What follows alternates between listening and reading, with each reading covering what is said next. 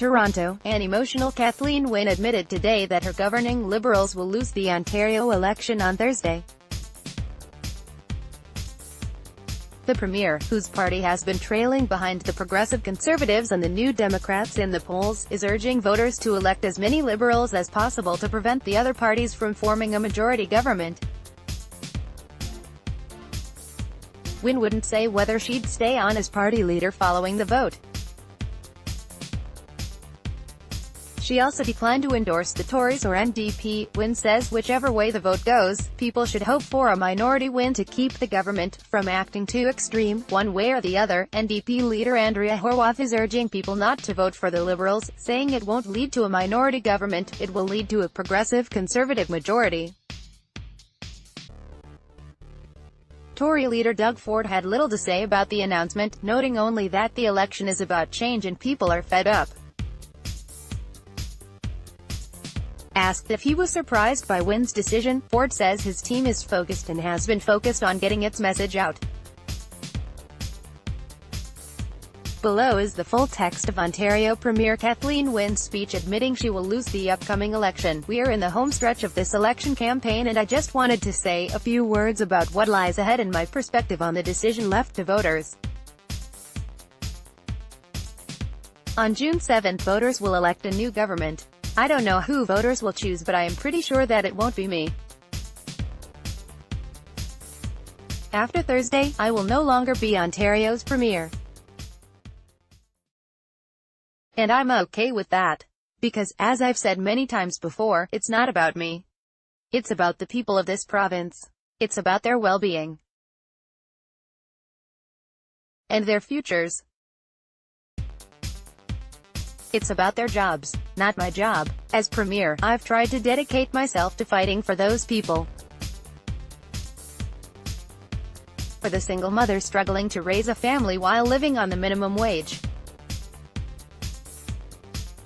For the student who's earned the grades to go to university, but whose family hasn't earned quite enough to cover tuition. For the dad in the 905 who has to drive for an hour stuck in traffic each day, both ways, for whom expanded GO train service makes all the difference. For the adult daughter who does all she can to care for her aging parents while she also scrambles to find safe, affordable childcare for her own toddler. And for the countless other families working hard, contributing so much to our communities and counting on government to make their lives just a little bit easier, their load just a little bit lighter, their futures just a little bit brighter. Here in Ontario, we live in the best place in the world. I love this province. I love its people. And even if I won't be leading this province as Premier, I care deeply about how it will be led. After a few weeks on the campaign trail, and with just a few days before people cast their votes, here's my take on where we're at. People want change, but, by and large, they are confident about where Ontario stands and where Ontario's headed.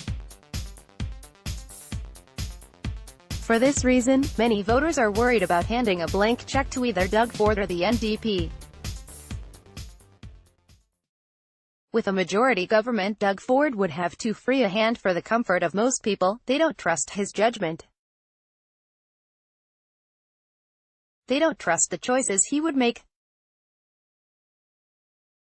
This is a man who was only too happy to open up the Greenbelt to condo development until he was caught out. Who mused about selling cannabis in corner stores, where our kids shop.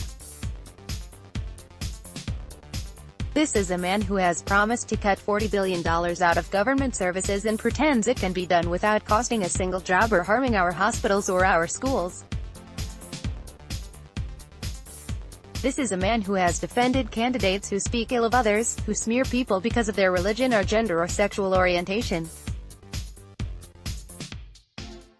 I don't believe this is a man that people want to hand Ontario over to without putting him on the shortest of short leashes.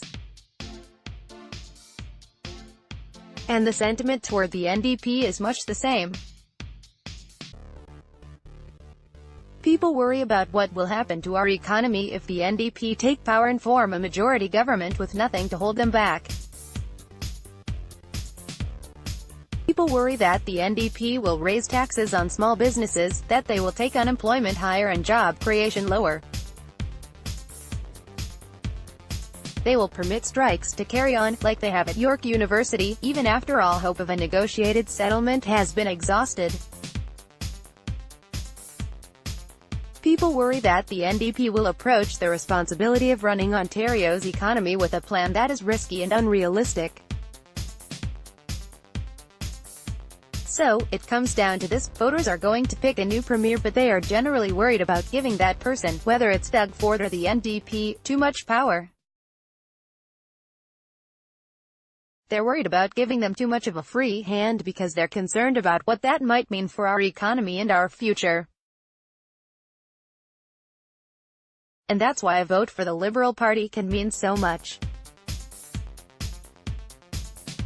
The more Liberal MPPs we send to Queen's Park on June 7, the less likely it becomes that either Doug Ford or the NDP will be able to form a majority government. By voting Liberal, you can keep the next government, Conservative or NDP, from acting too extreme, one way or the other. By voting Liberal, you can keep the next government, Conservative or NDP, accountable to you.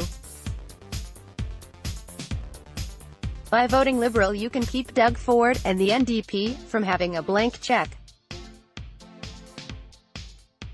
So, with a few days left, my message is this: a vote for the Liberal Party is a vote to keep the next government in check. A vote for the Liberal Party is your best bet to make sure that the next government is not a majority government,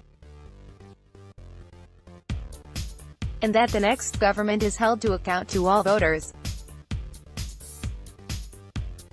So, for the next few days I will campaign hard to elect as many Liberals as possible. We will fight for our values, for a practical approach, and for a government that will be kept from extremes and force toward a better balance for the people of this province. We have a terrific team of local candidates. They deserve your support. They will fight for your votes. And I will fight for them. Thank you.